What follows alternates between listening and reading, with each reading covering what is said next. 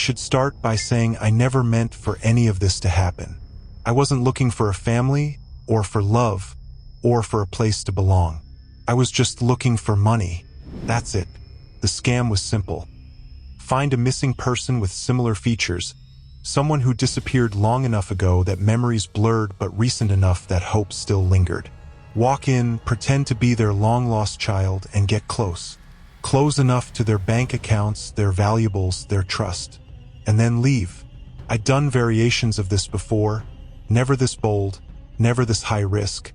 But when I found Clara's picture online, the resemblance was uncanny. She'd vanished 12 years ago, a little girl in braids and a yellow dress. No body ever found. No closure. And now I was grown, 22, desperate, and broke. The photos of me weren't perfect matches, but they didn't have to be. Grief rewrites memory. People see what they want to see. I practiced her smile, her voice, her tilt of the head. I memorized details from old news clippings, birthdays, allergies, her favorite stuffed toy. When I finally knocked on their door, heart hammering in my throat, her mother answered. She froze, her hands trembling as she pressed them to her mouth. "Clara?" she whispered, voice breaking like glass. And just like that, I was inside. First, everything was perfect. They were so grateful, so overjoyed to have me back. They didn't ask too many questions, didn't demand proof. They accepted me with an eagerness that made my skin crawl, but also made me reckless. Her father hugged me so tightly my ribs hurt. Her mother stroked my hair and whispered, "I knew you'd come back." I played the part. I laughed. I cried. I let myself sink into the role until even I almost believed it. But the house was wrong. Old, creaking, sagging with shadows. At night, I'd hear footsteps in the hallway outside my room. Soft, padding footsteps that stopped just at my door. When I opened it, no one was there. Sometimes I heard a child's laughter echoing from the basement, even though the neighbors said they never had other children. And then there were the mirrors. Every hallway had one, tall, warped glass that showed reflections a little too slow to follow.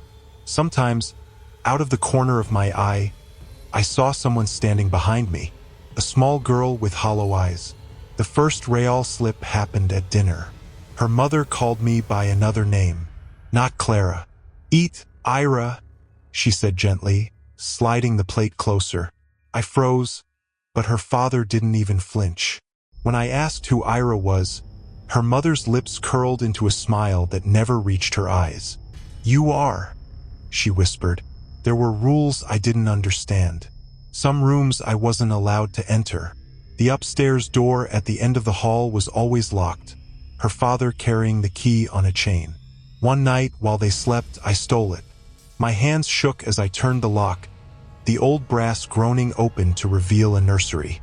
The air was thick with dust, but the crib was pristine, waiting. Toys lined the shelves, hand-carved figures twisted into unnatural shapes. Too many arms, no faces, grotesque bodies frozen mid-scream. On the wall, scrawled in jagged, childish handwriting, were the words, "She is here." I slammed the door, shoved the key back, and swore I wouldn't go near it again. But things only got worse. One evening, I caught my reflection in the hallway mirror. Only it wasn't mine. Clara stared back at me.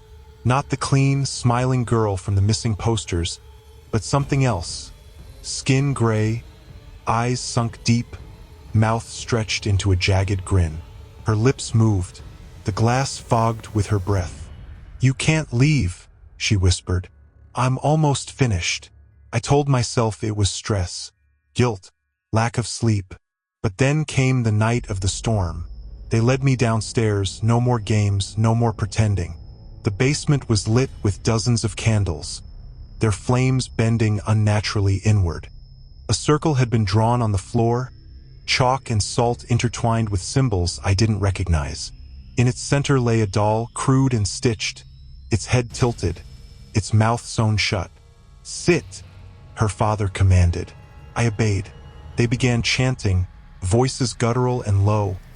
words that made the air vibrate. The walls seemed to pulse with sound. My chest tightened as the circle grew warm beneath me, the lines glowing faintly. And then I saw her, Clara, the real Clara. She stepped from the shadows, pale, hollow, grinning wide enough to split her face. Her voice slithered into my ears. "You're wearing me, but I want it back." Something in me broke. I bolted, shoving past them, clawing my way up the stairs. But every door I opened led me back into the same hallway. Every window showed only blackness, not rain, not lightning, just a void that went on forever. My screams bounced uselessly against the walls. The mirrors mocked me, Clara closer each time. Sometimes behind me, sometimes in front. Sometimes she was me. Finally, I stumbled to the locked nursery door. Only it wasn't locked anymore. Stood wide open, waiting. Inside, the crib wasn't empty. A small figure lay beneath the blanket. My trembling hands pulled it back. I froze.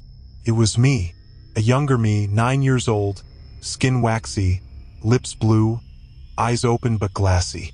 And then its mouth stretched into a smile. The door slammed shut. Her parents stood in the doorway, their faces calm, almost loving. "Welcome home," her mother whispered. Her father's eyes gleamed like embers. "This time, don't leave us." Behind them, in every mirror on the wall, Clara grinned back. I don't remember what happened after. I woke in a room that isn't mine, walls that breathe when I touch them. No windows, no doors, only mirrors. They visit sometimes, bringing food I don't eat, water I don't drink. They tell me I'm safe, that I belong here. And sometimes, when I look into the glass, it isn't me looking back. It's her. I don't know if I ever was myself. I don't know if I'm Clara, or Ira, or no one at all. All I know is that when I close my eyes, I hear footsteps in the hall. And when I open them, sometimes I'm not the one looking out anymore. Thanks for watching.